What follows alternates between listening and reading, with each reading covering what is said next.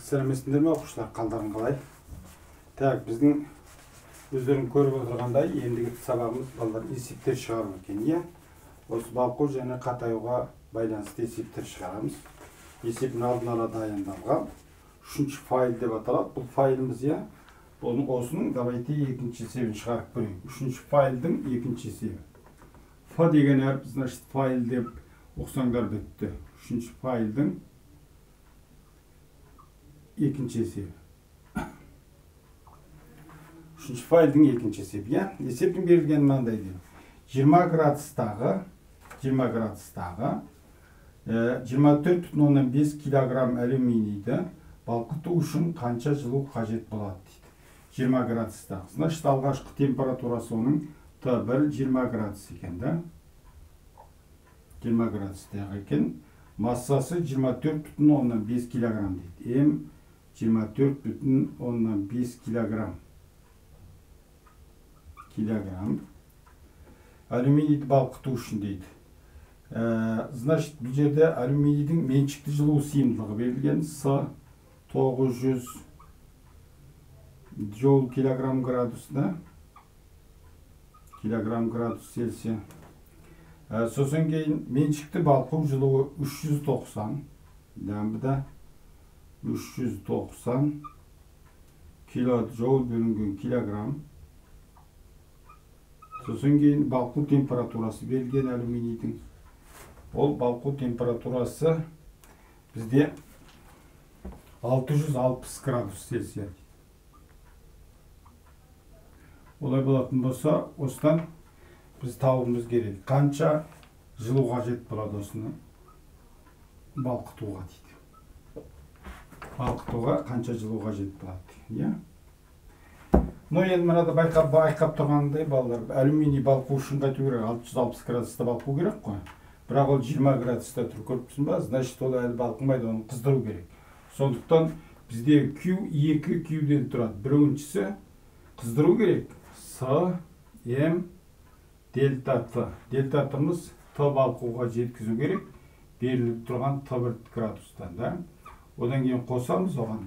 Лямбда М тепер балқытамыз уже, да? Тепер осыған орындарына сандарын қойсақ, енді санды қояса оңай ғой. Так, С 900, массасы 24,5, Т1-сы 660, анау Т1 20, қосамыз, лямбда дегеніміз 390, көбейтілген оның 3 дәрежесі килограммды айналдырамыз, да, килоджоулды. Еще М жаңағы 24,5. 24,5. Ну, осының барлығын есептейтін болсақ, балалар, иә, бізде шығады екен бұл. Бұл шығады екен бізде 23,7 көбейтілген оның 6 дәрежесі дейді. 23,7 көбейтілген оның 6 дәрежесі джоул. Немесе 23,7 мегаджоул болады. 23,7 мегаджоул болады. Вот осы сан екен бұл есепті шығару, иә? Олар. Бұл енді оңай есеп екен, да? Енді келесі есеп, 6-шы есеп. Так, 6-шы есеп. Үшінші файлдан 6-шы есеп.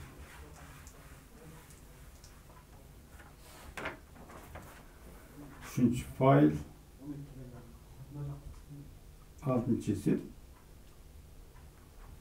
Есептің бергі мынау дейді балалар, иә? Пайдалестер коэффициенті 80%. Пайдалестер коэффициенті 80%. Қыздырғышта 1 килограмм мұнай жаққанда дейді. Отының отын мұнайдікі 1 килограмм дейді. 1 килограмм мұнай жаққанда бөлінетін жылу арқылы дейді. Бөлінетін жылу арқылы 0 градустағы қорғасының қаншасын балқытуға болады дейді. Т1 қорғасын 0 градус екен.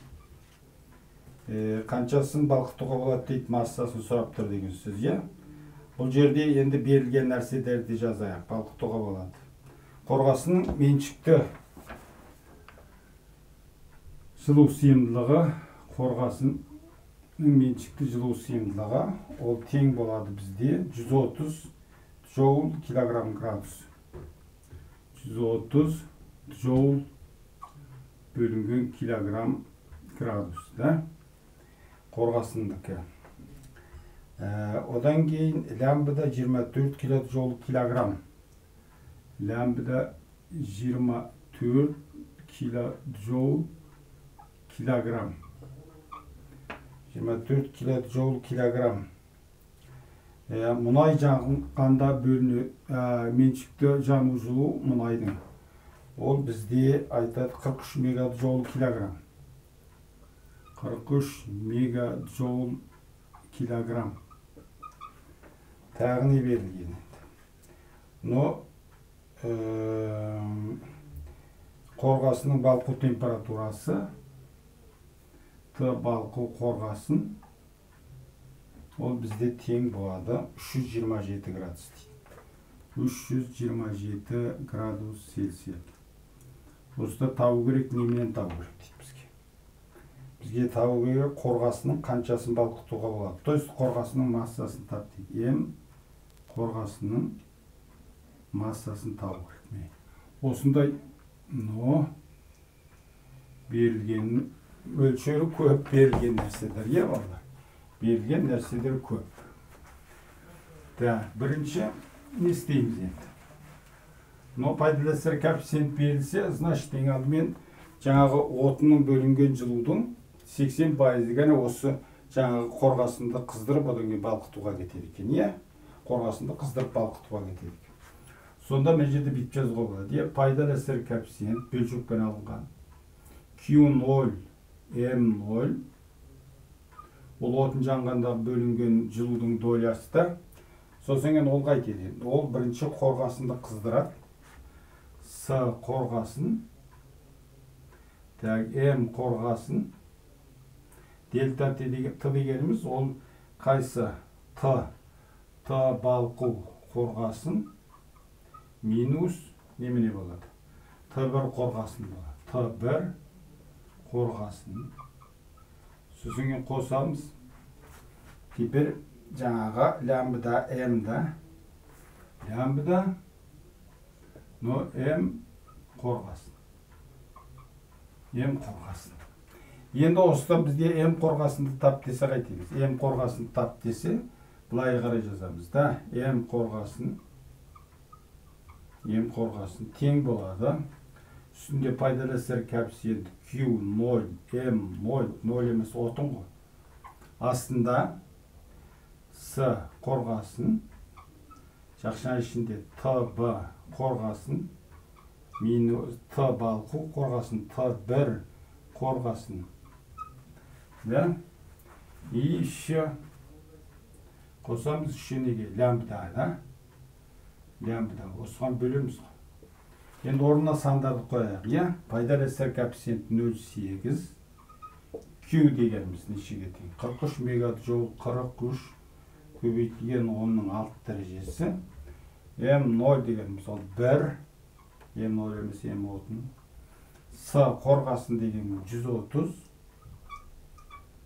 ТБ қорғасын 327. Азайтамыз Т1 қорғасын 0.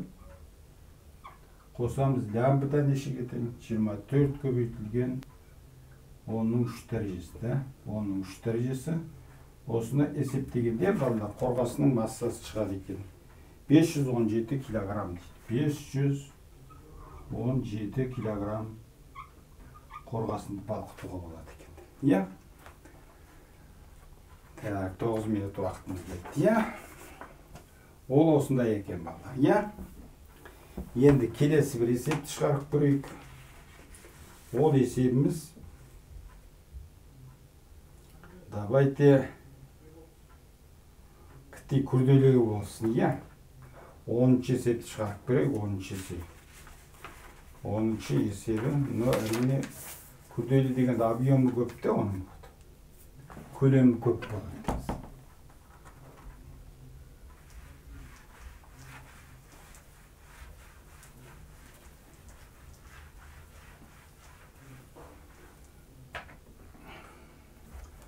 Onuncusu, üçüncü fail 10'da.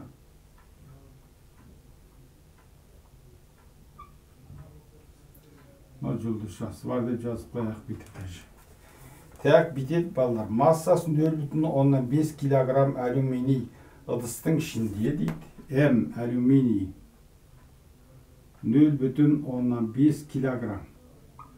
Алюминий ыдыстың ішінде 0 градустағы 2 килограмм мұз орналасқан дейді. Так, Т1 мұз 0 градуста. Сразу балқу температурасы деңіз. Так, М мұз 2 килограмм. Алюминий ыдыстың ішінде 2 килограмм мұз орналасқан. 50 грамм керосин жаққанда дейді. М отын 50 грамм керосин жаққанда мұздан еріп пайда болған су неше градусқа дейін қызады дейді. Вот, су неше градусқа дейін қызады деген сұрақ бар. Я? Су неше градусқа дейін қызады дейді. Ну, давайте мен просто т деп қояйын. Өйткені қазір 1-2 деп қою индексі қиындау, я? Ал пайдалы әсер коэффициенті 50% дейді. Пайдалы әсер коэффициенті 50%. 50%. Сосын көп сандар берілген балалар. Мұздың меншікті жылу сыйымдылығы, судың меншікті жылу сыйымдылығы, алюминийдегі мұздың меншікті балқу жылуы, отынның меншікті жану жылуы, мұздың балқу температурасы деген көп нәрселер берілген. Оның бәрін мен жазбай ақ қояйын да. Енді біз не істейміз? Вот теңдеуін құрамыз, да?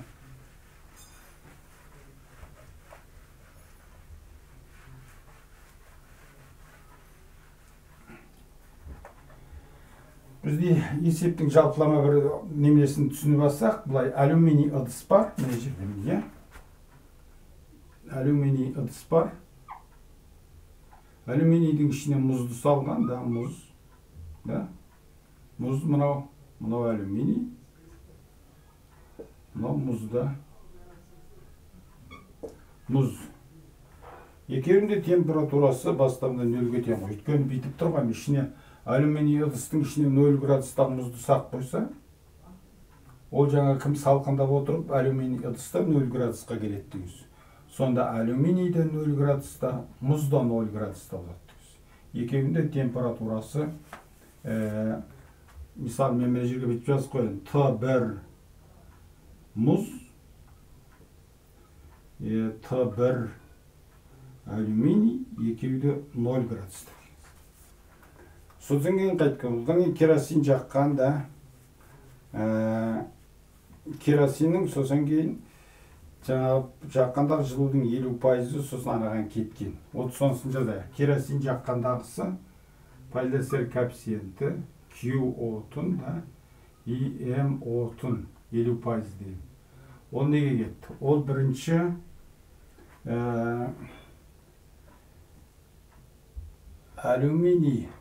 алюминийді қыздыруға кетеді бірінші, я?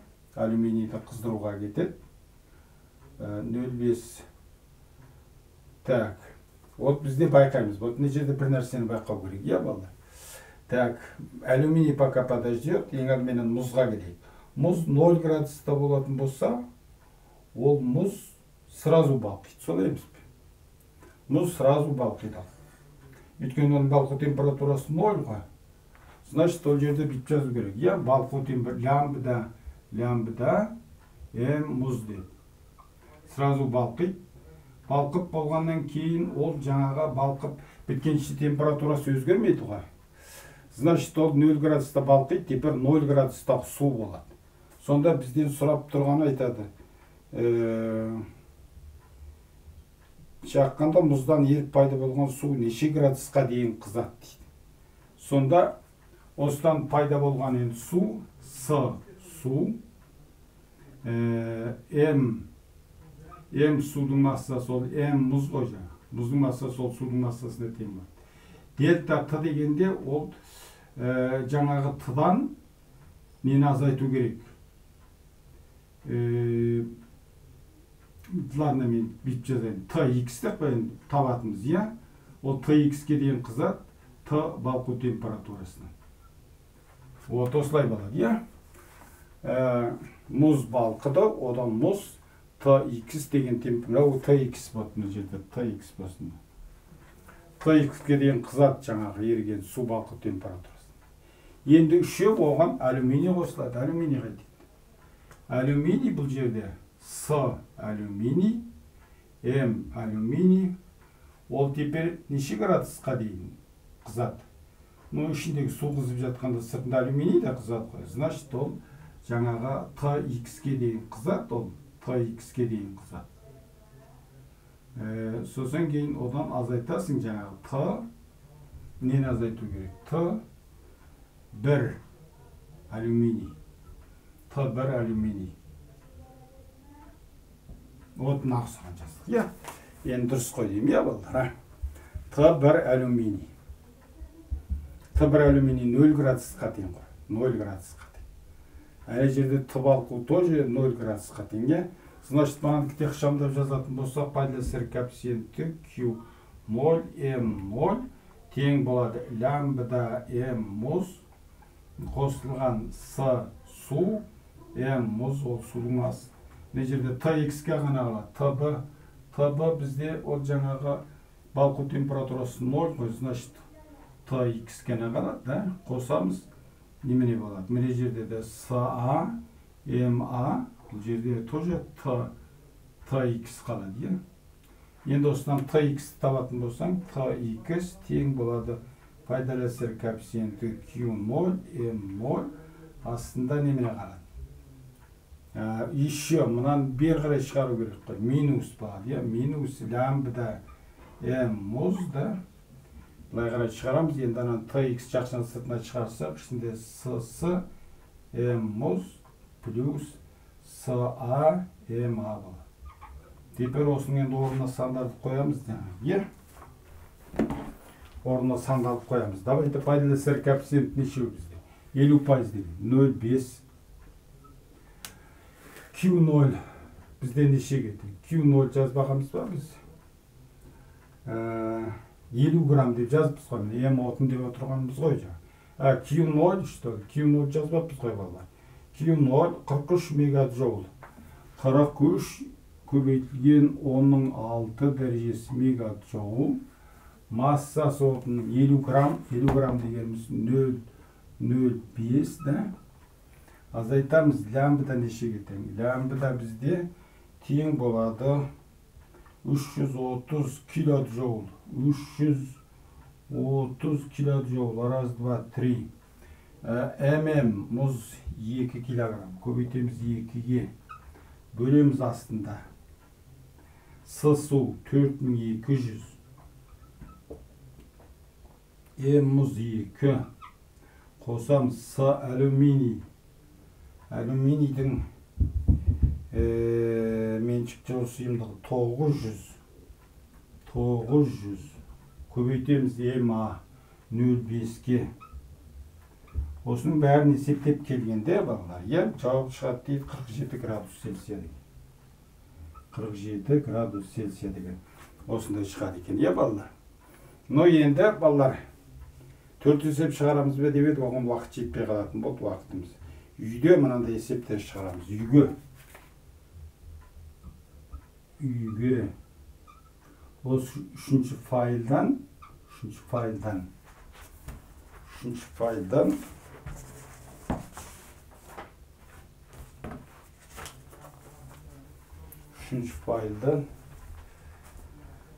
жаңағы есебім қайда кетті? Үшінші файлдан бірінші есебі, одан кейін жетінші есебі, одан кейін жаңадан бір есеп қалып қалды, ол бізде 2 дедім, 6 дедім, 8, мынаның 8-ші есеп. Осы есептерді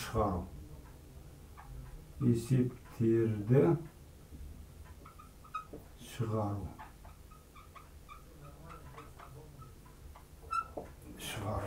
Вот. Осындай екен балдар, иә?